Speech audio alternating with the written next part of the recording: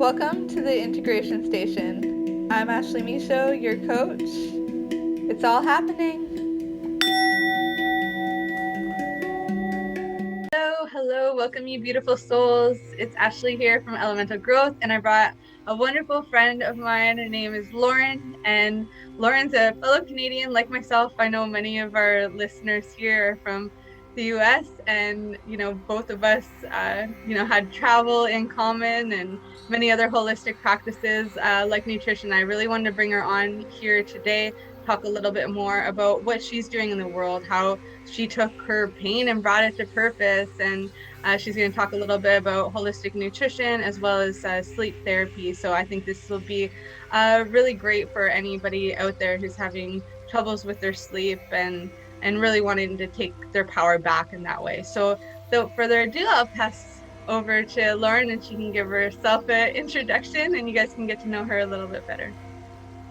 Thanks so much, Ashley. Thanks for having me on. And I came into this, mostly what I do right now is working in sleep, and I incorporate sleep science education and then nutrition. There's a lot of lifestyle recommendations that go into that, and stress reduction. And it's kind of like you can boil it down to those pieces, but it's really, really about finding more peace in yourself. And we can do that by finding alignment with these other parts of life. I came into this work. I never planned on working in sleep at all. And it was because in my 20s, I had insomnia for 5 years. It was like torture. For me anyway. There's varying degrees, there's different types of insomnia. I had both types, so I had both trouble falling asleep and staying asleep. Some people just have one or the other. And it affected all parts of my life. It affected my relationship, it affected my work, it affected my mental health and my happiness.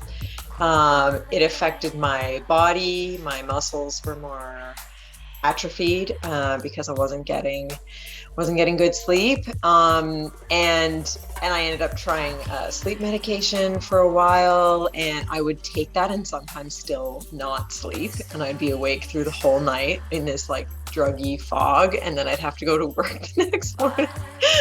I don't know why I didn't call in sick more often, but I'd fall asleep on the bus on the way to work, but I couldn't fall asleep in my bed.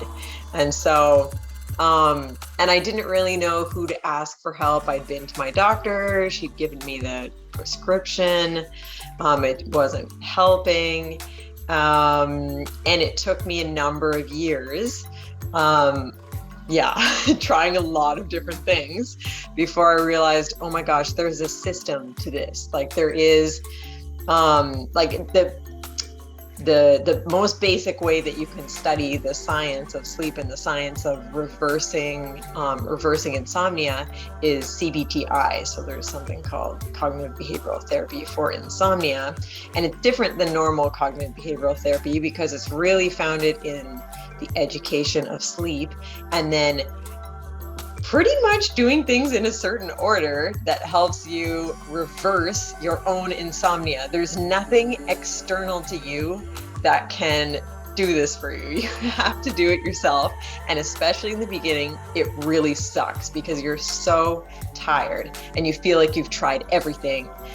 And that's actually the best when I work with a client who I really see my old self in, and I see that this person really feels like they have tried everything and they are at their wit's end.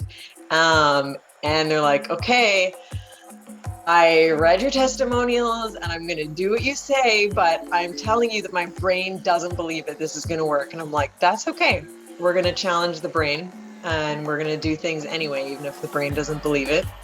But what I found, because in those 5 years, I did a strictly CBTI program with a doctor. That was one of the multiple things that I tried. And it was very helpful. I learned a lot about sleep. but it didn't have the lifestyle pieces. It had a little bit of stress reduction that is part of CBTI, but it didn't have nutrition pieces. It didn't have, like, they spoke very little about exercise, and they didn't have one-on-one. It was a group. And so a lot of that was kind of me like sitting in the group and waiting for my turn for the guy to like look over my sheets, or listening to other people. There was some good things about being the group, like just feeling less alone. And I have plans to make a group program as well. But at the moment, what I do is like, there's two things that I do right now in my business, actually. One of them is working with people one-on-one, and the other one is I'm helping an app, a sleep app, create their content and structure, and I'm working with some of their clients through the app as well. But I really, really love the one-on-one program. You get to know the person so much more, and the more that you hear the way that they speak about their sleep and think about their sleep, you get all the little golden nuggets for, okay, I know, based on what you said, I know that this one piece is going to be effective for you. So the conversation is always full of golden nuggets. Yeah, I love that golden nugget. And it's so true, you know, our clients, especially when we're in alignment with the work we're supposed to be doing, our clients are truly a mirror of ourselves. That's one of the reasons why I love one-on-one coaching too. And I actually started in the group coaching space. And even a lot of the trainings that I did in the business world were leaning more towards group coaching, because you can help more people, you know, in a shorter amount of time. But I think that there's something really special about helping somebody through your own experience one-on-one, because you get that mirrored effect. We as practitioners and professionals in the space still are doing healing ourselves, and so that helps, you know, us to grow even more too through the clients that we're working with. And also, like, as you were saying, you get to get those like little golden nuggets when we're in a group setting. I noticed, like, even in my experience of it, which a lot of those trainings were in a group setting, it's like you have to still figure everything out for yourself, because you're getting a piece from what this person's saying, what this person's saying, and you're getting the answers that were for that person and this person. It's a lot more work to try to put it together for yourself. And sometimes when we've tried everything, we're just too tired to do all that work. It's nicer to just have it streamlined. Somebody who's had the experience that we relate to, that can just get us to the gold.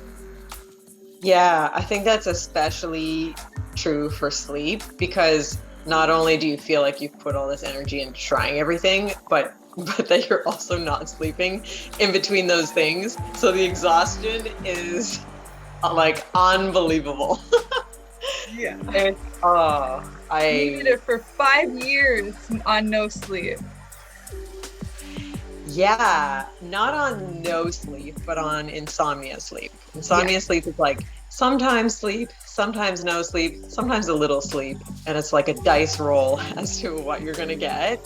And even if you have one night where you don't sleep, it could take you, a week to recover from that. But when you're experiencing regular insomnia, you could have a night every week where you don't sleep, for example. Some people don't have any nights where they completely don't sleep, but then that I don't sleep will be built into the language that they use when they describe their sleep. So there can be a feeling, like an emotional feeling of I don't sleep, even though there always is some sleep, or the person, wouldn't even be here to do the coaching. Yeah, because people can actually die from this, no sleep. And women especially are susceptible because of our circadian rhythm. Like men, our ancestral men, they would take the night shift to protect the village. And if they heard something, they get up to protect their women and their animals and their whatever. Women, we were working all throughout the day. We weren't often up at night unless it was a full moon and we were doing ceremony and guiding everyone, so the full moon will allow us more energy to stay up later. It allows that with the circadian rhythm. But on most nights, women need that sleep, or there can be serious hormonal issues associated with the lack of, and that comes out in mood. And for one, if you got other loved ones in your life, just throwing it out there. Oh yeah, yeah. I found it was really hard on my relationship because at the time I was living with my partner and I couldn't fall asleep next to him. So we had developed this unhealthy thing where I would go to bed first. He would find something else to do for 30 minutes to an hour to try and go to bed after I fell asleep because I couldn't fall asleep with him in the bed. And so there's a couple of things there. There was unresolved stuff in our relationship that we weren't talking about that created, even though at the time I would say, like, if you had asked me that at the time, I would have said like the surface level answer is no, like that's not the sleeping problem. Sleep is like, it's like a puzzle made up of 100 pieces. So there's all these parts of the puzzle. And when you're sleeping beside somebody, your relationship with that person becomes some of those pieces of your puzzle for sure. So that was one part of it. And then for me, another big part of it was that I was in a career that I loved the people that I worked with, and I liked the career, but like the actual what I had to do in each day, I really didn't like. And it kind of took everything out of me to just do something that I didn't really want to do each day. I was working in events, which sometimes was super fun, planning large events, working with different planners, like organizing everything. And it sounds cool and exciting, and it is in moments, but what you're really doing is you're taking like the plan of the whole thing and you're putting it in the computer in these little little planning sheets so that every department knows exactly what to do at exactly what time, and like down to super small tiny details. And so it's really just typing details into boxes, which sounds a lot less fun than like running an event. And the work that I did was in a basement. We had no windows, we had poor air quality, and the atmosphere in the team that I worked in was, we managed stress with a lot of humor and a lot of wine. And like cookies and whatever was left over from a banquet, so there was some unhealthy lifestyle pieces wrapped into that. And then there are certain things about me that make me more likely to have insomnia as one of my little health flags. We all have some part of our body that's the first thing that's going to be like, hey, we're off balance and you need to pay attention. And for some of us, that thing is sleep. And in the science of sleep, there are certain things that make you more likely to be that person. If you are more likely to worry, if you're more likely to have a higher resting heart rate. But again, I think those things are also influenced a lot by our lifestyle and our habits. So, or not just, I think, I know that's what we do. Yeah. And I totally relate too. I spent a decade in the hospitality and tourism industry, and the lifestyle like wrecked my hormones and my skin, and so much in that time. My sleep, I wouldn't get to bed normally before 4 a.m. But when I decided and I made the decision, I'm going to quit drinking, I knew I had to get out of that industry. And as soon as I made the one decision for myself, everything else kind of fell into place. And it took me about a year to get back on track through nutrition and exercise and these other things, partially to get the alcohol out of my system, get past the addiction of tobacco and alcohol. But even more so, I think, was getting that sleep back on track. I know exercise, doing Kundalini yoga was a big aspect of that. And I'm curious, what are your favorite tools? Yeah, at the time, Well, always one of my favorite tools is nutrition and exercise. Sometimes I'm more heavily into yoga, and I do love Kundalini. I love how it's very scientific, actually. It's very effective. I love how you can find like a kriya for an emotion, or a kriya for processing something specific happening in your life, like grief or anything like that. And then a lot of the yoga now is more exercisey, or you do a half a class and you just do a bunch of postures, not really knowing how any of them affect you. So that's why I really like Kundalini. Yeah. But any whatever the person is willing to do, like whatever you enjoy, and if it's outside, then like bonus. If you can do it outside, or even sometimes outside, bonus. Weights is really good for sleep. Lifting weights, doing anything. If you, I this is my own analogy, but I picture that my body is kind of like a battery. And if I do like in my regular day, I'm kind of using the energy just on the outside of the battery. If I go for a jog, maybe I'm using the energy a little bit deeper into the battery. And if I try to lift weights, I'm using the energy from the absolute center of my being. And when I move that energy, like the energy where I really have to put everything I have into it, then one, scientifically, you experience deeper sleep.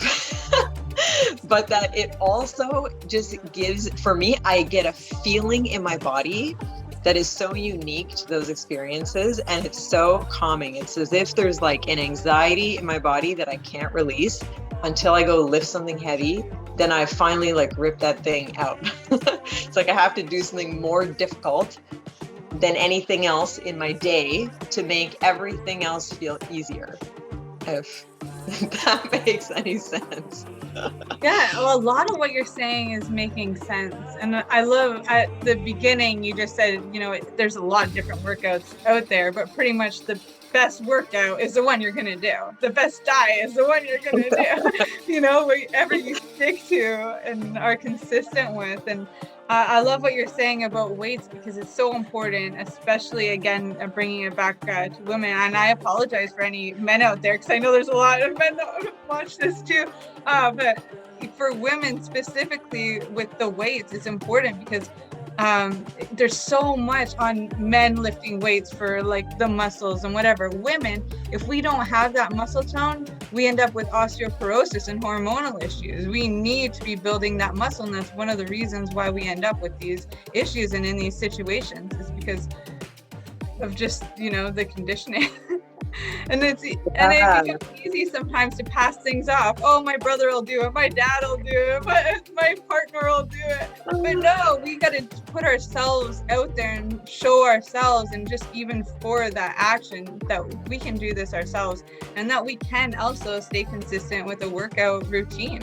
And another thing that I really appreciate you putting out there is getting out in nature, because it's so important. And it was definitely what helped me remember who I was before that first career. And there's a lot of benefits to earthing with electromagnetic field, with just releasing stress and pressures. And I actually just about every summer I host nature yoga outside, so I love doing it. I change different communities all the time too, so it's always new people, and yeah, a lot of fun. Take off your shoes. I always say, no shoes, no mats, nothing necessary. Just yourself. Just yourself. Bring a friend. Yeah. Well, I was in Costa Rica over the pandemic, and I just got back to Canada, and being inside again all the time, I'm like, oh man, I'm feeling the weight of that. And then I've been trying to get outside with my feet on the ground, but I'm in Newfoundland and it's still pretty cold, so I'll try to do 15 minutes with my feet on the ground. The pain is like coming up my legs because the ground's not freezing, but it's maybe, I don't know, 4 or 5 degrees. It feels pretty cold, but that the anti-inflammatory effect of it is so important, because that also is that's one of the things that can affect our sleep. And that's why I see how diet is so directly affects sleep. Not only stimulants, but anything creating inflammation for the person can create jet lag type symptoms. One, there could be inflammation in the brain, but also if we're having an inflammatory response to something, then there's a whole other roller coaster of hormones that come with that. We kind of have this adrenaline rush, and then we feel very tired afterwards. So almost like a sugar crash. You feel like an up and a down. An inflammatory reaction from a food is similar. Maybe you already know all of that. The up and down inflammatory reaction. Yeah, for anybody out there who's interested in what Lauren's talking about here with just blood sugar and sugar crashes, get your hands on Dr. Mark Hyman's book, The Blood Sugar Solution, or go to the website, bloodsugarsolutionfix.com, I think it is, or just bloodsugarsolution.com, I don't know. Check it out. But, this is really important stuff. This is important for sleep. This is important for hormone health. This is important for inflammation.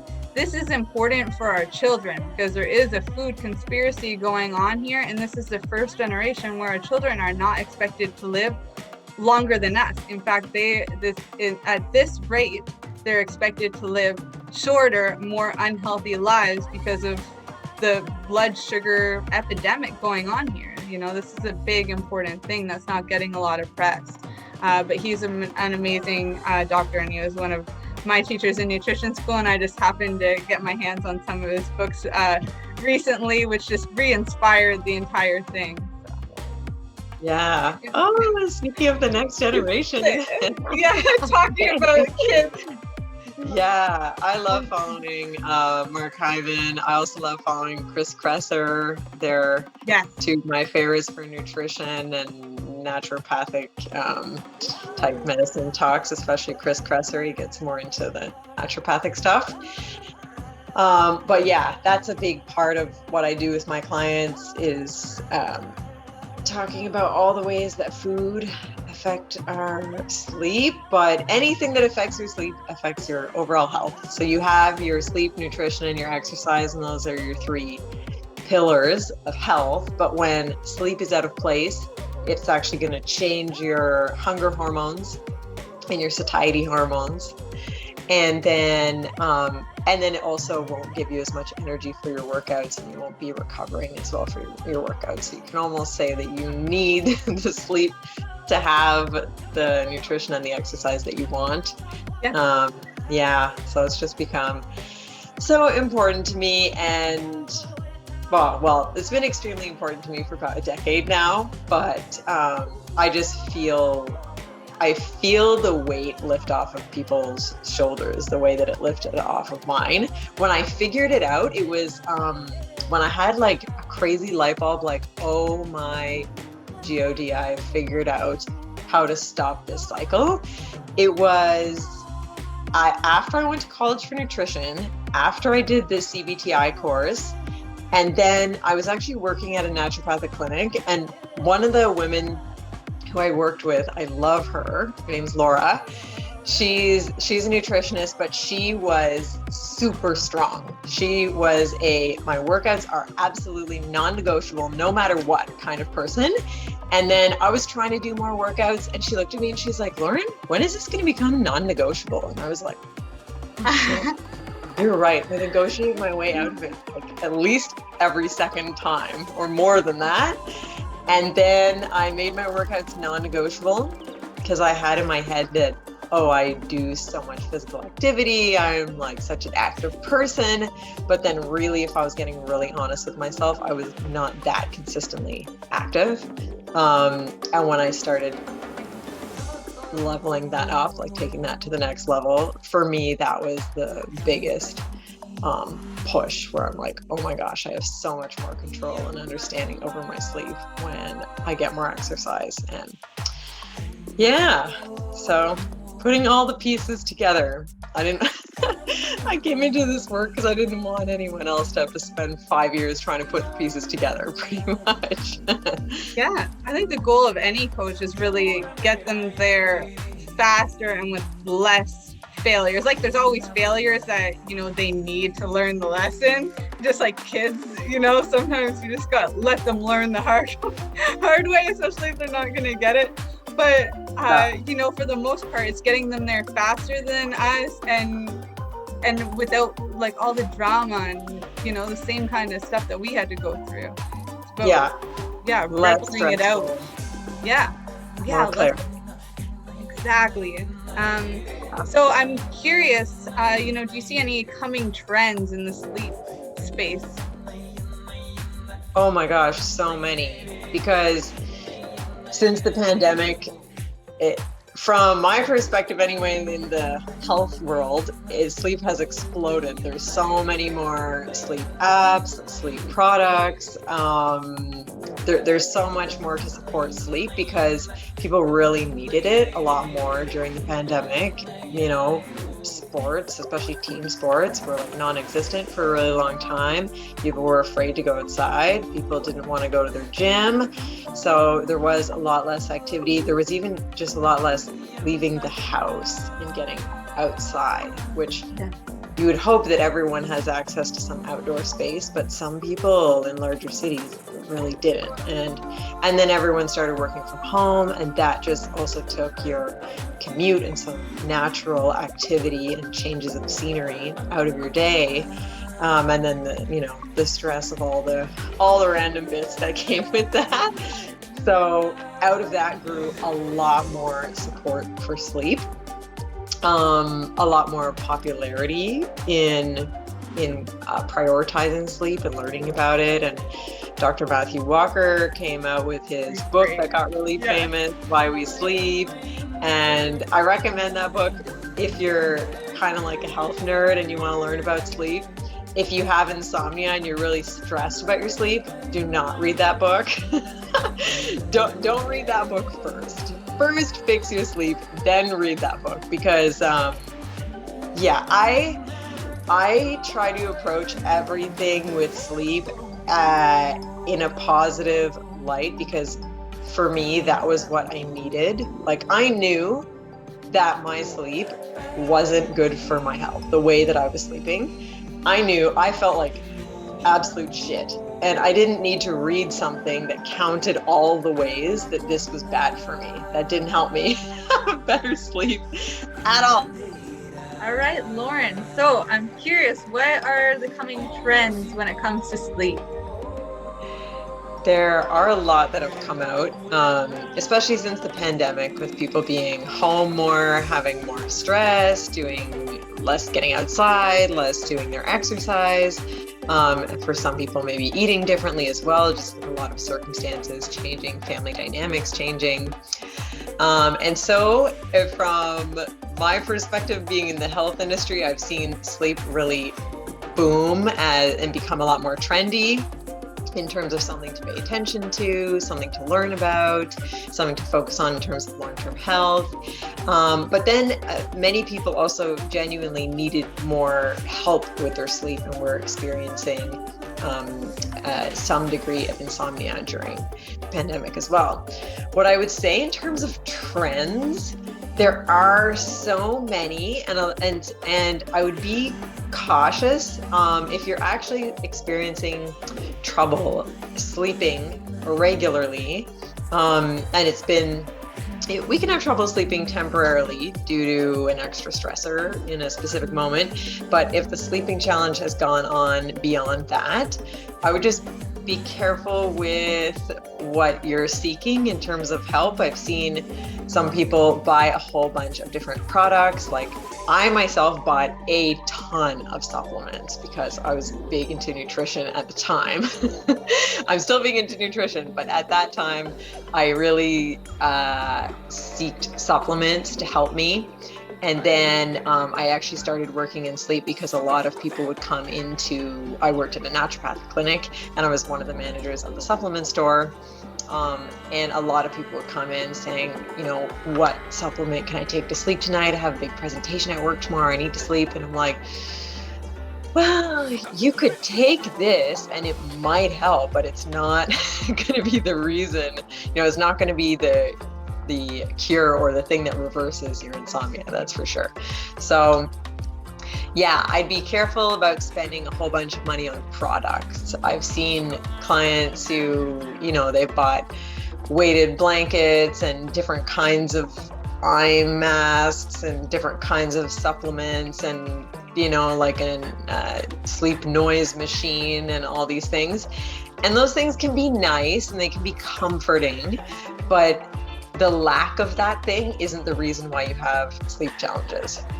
The reasons are on the inside and they're going to be lifestyle, behavioral, thought patterns, and we want to fuel all of those changes in those things, in all of our behavioral changes. We want that to all be fueled with the science of sleep so that that what you're doing is going to be effective and not using different products. Like that's kind of maybe where we start. We're like, I don't really feel like changing my behavior. So maybe if I wear this sleep mask that has like cooling pads in it, that'll help me sleep. And maybe it will, or a little bit of placebo effect here and there. Temperature is a big part of our circadian rhythm, but we want to align the lifestyle pieces that push the circadian rhythm into alignment, because the circadian rhythm is actually made up of multiple different cycles, and we want to create a lifestyle that has all of those cycles in sync, because those cycles are independent of each other actually. We are kind of like house plants, like plants were made to grow outside, but then they're inside. And when I have some plants inside here, and I have to make sure that they get enough water, and I have to make sure that they get enough sun, and that they like the environment and all of this. And we kind of have to do the same thing with ourselves. We need to mimic nature as much as possible, the cycles of nature as much as possible in our indoor environment, to help the parts of our circadian rhythm be in alignment to create not only great sleep, but awesome energy and clarity and happiness during the day. So that's kind of a long-winded answer, but oh, it's so helpful though. And I love what you said there too about, it's not the lack of this thing that's the problem. It's something that, there's another root there that started it, and that's inside of yourself. So once you figure out that, then all the rest falls into place, and likely you're not going to need to spend that money on those things, because they're things, and sometimes, those who find the solution to the problem are often the ones who are profiting on both ends. If you guys catch my drift with all the other stuff going on today, those who cause a problem usually are earning off of the solution as well. So they put those kind of things out there, and they keep us stuck in this loop of not going inward, but instead looking outward for a solution that we wouldn't need if we would, stop being so scared about going inward, because there's nothing scary there. It's us. It's a beautiful thing, and it brings a lot of light to the rest of life. Exactly. Yeah. What else would you attribute to your success so far, Lauren?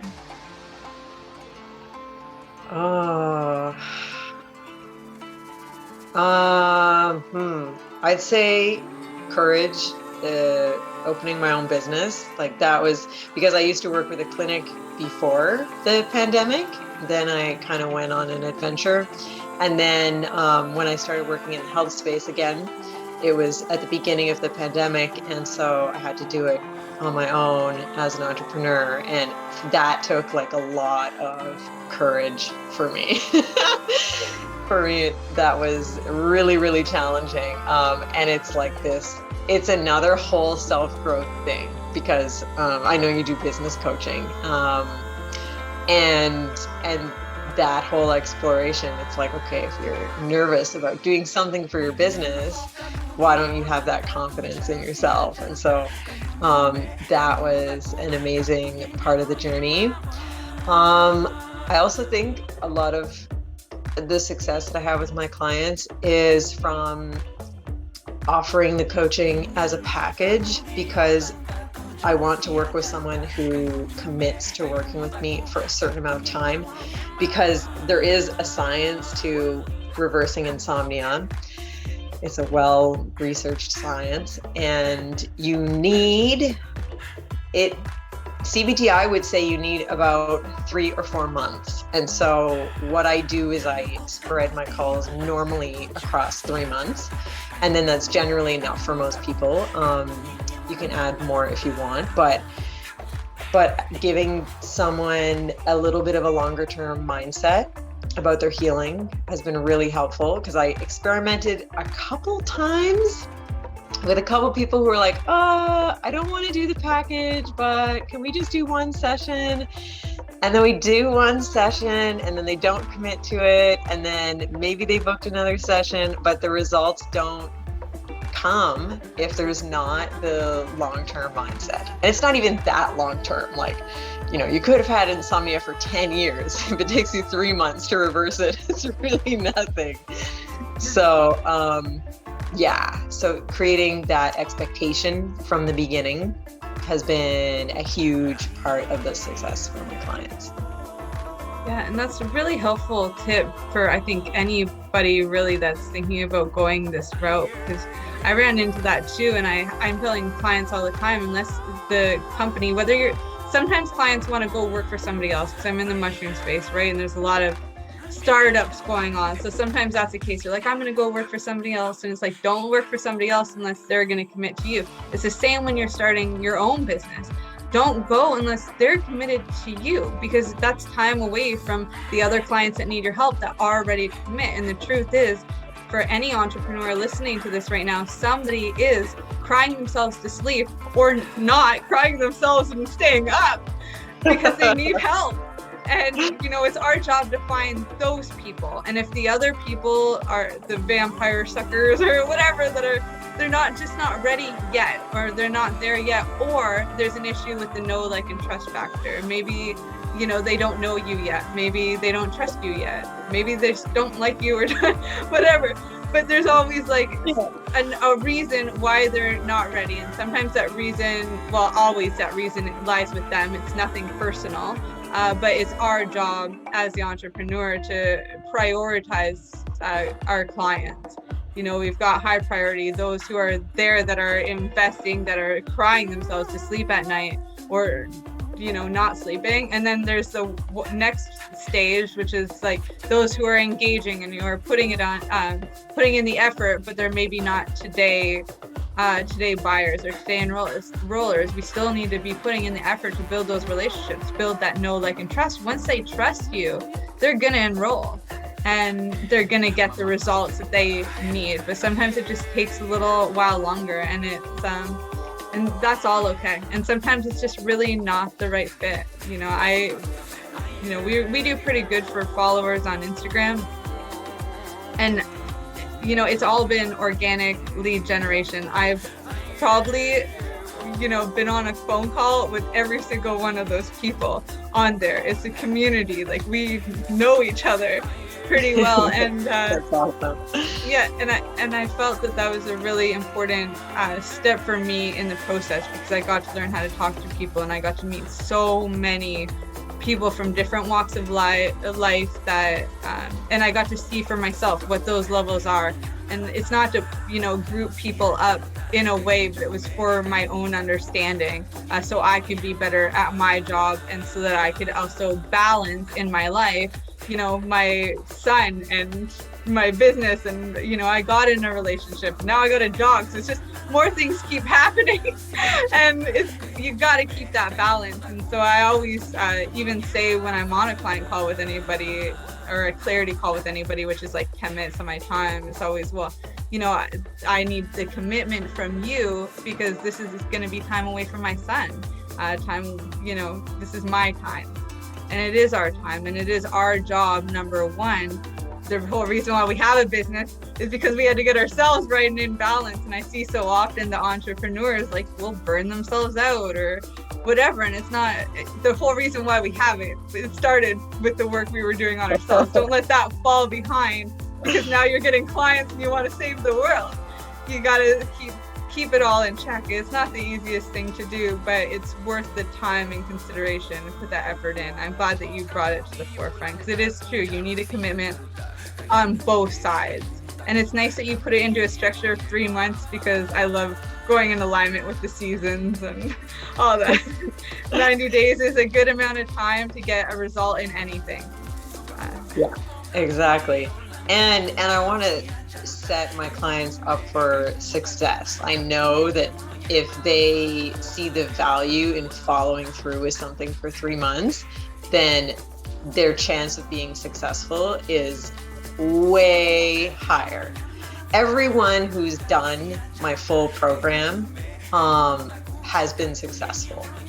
So I can't, also because I make sure that I'm working with the right person before. Like you said, we have a clarity call, and often my clarity calls are like an hour long, because I'm trying to actually see if they have insomnia or if they have something else that's creating a sleep issue. Like I said, sleep is made up of like 100 pieces of a puzzle. So even if someone has sleep apnea or has a nighttime movement disorder or something like that, the lifestyle pieces and the mindset pieces will still help, because they're still part of the puzzle. But the thing is that if somebody has sleep apnea, all the lifestyle won't stop the sleep apnea. Actually, some lifestyle things can make the sleep apnea less severe, but you still need to have that tested to see what the severity is, and you're still going to need some treatment for the apnea specifically. So that's really like first thing I'm trying to rule out in that conversation. Is there any possibility of a breathing related sleep disorder? And then like my one-on-one coaching packages are there for overcoming insomnia, basically chronic issues falling asleep, chronic challenges staying asleep. But then with the app, they're called the Crescent Health. They are, what I do with them is different than what I do in my one-on-one sessions, and they use wearable data. So if somebody has an Oura Ring or a Whoop Band, so those are wearables specific for sleep. If you're an A-type personality data-driven person and that motivates you to see changes in your sleep data, then that is something that I would recommend. So we have at the moment 5 really talented coaches on the other side of that app. And what we do there is we use, of course, subjective information from the person, but then we also use their wearable data to make recommendations. And we have calls, but they're just once a month. So I find it's not quite as in-depth as my one-on-one coaching program. So I don't find it's as effective if someone has a lot of stress about sleep, or there is the option to add in calls. But it's harder to get the person to commit to adding in the calls when they don't have to make that commitment before they begin. Back to our previous point. So yeah, in the app, because someone can just we're in beta still, so it's not open to the public, but you can find Crescent Health online and sign up for the wait list. And so kind of anyone who believes that they have sleeping challenges can come into the app. And so since working with them over the last year, I've been working with them, I have worked with such a mixed bag of challenges. Some people who have no problem sleeping at all, they just really prioritize their health and want to have the best sleep humanly possible. And then other people have sleeping challenges and they think they have insomnia. And then I'm like, no, there's something else. And then I'll say, like, look at this part of your data. Look at how much you're moving. You're moving every 5 minutes. That is not normal. You should go get this checked out. And there's things you can do in the meantime, because sometimes getting a sleep study takes a while. You might be on a wait list for a little while. So you can do fun stuff like record yourself on video while you're sleeping. to see if there's movement, or there's apps where you can record your snoring so that you can hear it the next day, and you could hear if you're having really bad snoring or sleep apnea episodes. Sometimes you can hear those on the recording. So there's all kinds of things that we can do like that if I'm seeing that there's other pieces to it. I'm not a doctor. I'm not diagnosing anyone with sleep apnea or anything like that. But the information from the wearables gives us clues as to what to look into, because if the regular behavioral stuff isn't having any effect on the wake ups, especially if the person falls asleep, no problem. They wake up a lot, but whenever they wake up, they fall back asleep again, no problem. The fact that there's no long wake ups and that there is no issue with falling asleep in any circumstance would automatically like flag me a little bit that this person probably doesn't have insomnia. They have something else that's waking them up, most likely.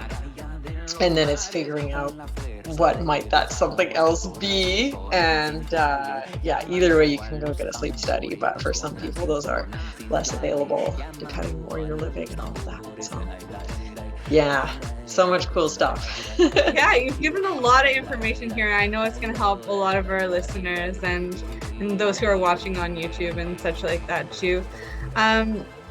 So yeah, I think it's also really important to note here that you're doing an individual approach for people. And that's really, really important because nobody is experiencing all the same symptoms. You know, this was that's such a benefit of functional medicine, is using the holistic approach, because when people have a whole list of symptoms, so often it's like, go to this specialist for this, go to this specialist for this, go to this specialist for this.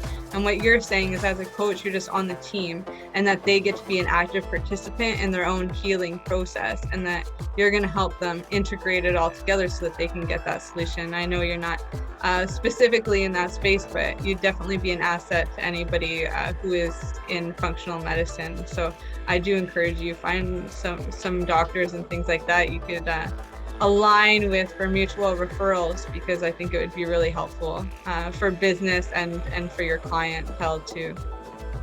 Yeah, I do have naturopathic doctors who refer to me, actually, and it's gone really, really well with their clients. So I'm looking forward to expanding that more, my referral network more. That's been the most valuable thing. I had a friend who's into like working on small businesses, and he's like, okay, Lauren, we're going to write out all of your clients and you got to tell me where you found each one. And so then we had them all. Like, it took me a while to also like dig up and then figure out, where did I find that person? Oh yeah, okay.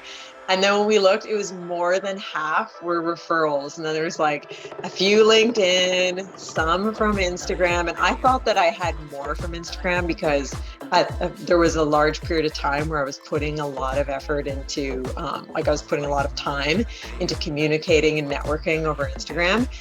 And then I realized, wow, okay, most of this, even some of the ones through Instagram, were actually referrals. It was like, you know, my friend or one of the NDs who I used to work with or something sent me this person via Instagram. And I'm like, okay, so the referral network is really the best tool. Yeah, word of mouth, because it gives that know, like, and trust right away. They trust you. That's one of the 3 steps out of the way immediately, because they heard it from a friend or from somebody that they put into that they already trust. So of course they're going to trust you. Yeah, that's beautiful. I've got maybe 2 last questions for you. One of them is, if I give you a magic wand, what would be the first 3 ways that you would want to change this world? I know, deep. Oh. Yeah, I know. Sorry, girl. Wow. You can do it. Yeah. Okay. I would have a lot more health-related education from the very beginning. And then of Like course with our children, you mean? yeah. So that I feel like a lot of what I've learned as an adult are like rabbit holes of learning that I've gone down. Nutrition was a massive rabbit hole of learning. I ended up in university. I had some nutrition courses in my program, and then I went back to college and did another college certification in nutrition, and then relationships and attachment styles, and then connection with nature and how that's so important in exercise. Like if you could say the four most important things in life were sleep, nutrition, exercise, and connection with nature, that's kind of what I think the four most important things are. And if you include connection with other humans as the connection with a part of connection with nature, why don't we really learn any of that, in our education? And I remember we had a cooking class, I think in grade 7. And the only thing I remember that we made was apple crumble. And we used like a processed white flour and white sugar. Yeah. Me too. That was the only thing. That's the only thing I learned to make in school. So yeah, backwards. Like, why am I learning all these basic life skills as an adult as I realize that, I'm going through life and I'm somehow missing these really basic important things. And so seeking out that learning on my own, which is valuable. Like it's rewarding having figured those things out on your own, but it's kind of empowering. Yeah, it's empowering kind of, because it's like, oh, I did this on my own and this was my decision. But how helpful would it be for that to be your foundation all those years ago? You'd be so much further ahead and would have been making an impact all that time. Those 5 years when you were going through insomnia wouldn't have happened. Instead, in those 5 years, you would be helping other people. And I see that, but I also see the value in respecting and honoring the fact that you came to this conclusion that now you're going to help others, and that this is going to have a ripple effect. It'll have a legacy of its own, just being an entrepreneur and sharing these things and creating in this way. And yeah, so thank you for that. You got 2 more. Oh my gosh, 2 more. Ooh, I would want everyone to have access to real food, like ideally local, organic. Like some of the farms around here, they're not certified organic, but one of them, I know they haven't used pesticides in 3 years, and like the food is very, very clean and very good. So really, I think that connection with local food is so important. Not only is the food more nutritious, but it just feels more special. I just love it more. It tastes better. So yeah, I wish that for everyone, because you can make the same meal if you had those ingredients from a local farm, or if you bought them from the Sobeys. It could be the exact same thing, but one would be more nutritious than the other. So yeah, I wish for everyone to have good quality food, and I wish for everyone to have the courage to follow their hearts and be on that heart-centered path, which is not always the easiest path, but I think the most rewarding. And it's if it lights you up, then you have more creativity, and that energy, that like love for life, just creates so much more beauty. So beautiful. Thank you so much, Lauren. Thank you so much for your time. You're bringing me to tears here. Last one is just, how can everyone reach you? How can they find you? How can they find your app, the app that you've been collaborating on? How can they contact you specifically? I'll of course leave it in the description, but just throw it out there. Anyone driving. Description. My email is a super easy way to contact me, Lauren@coachingforinsomniacs.com. It's all spelled out like words. There's no number 4 in there. And you can also find me on Instagram, Coaching for Insomniacs. No, I changed that. I changed my Instagram to my name, Lauren Duffell, Duffell. And yeah, I'm most active on Instagram in terms of social media. Lately, I've been doing so much work with the app that my Instagram, I have been doing less with it, but I'm still there. If you write me a message on Instagram, I get back to you for sure. And then my website is coachingforinsomniacs.com. So you can read my little bio and more about coaching there also.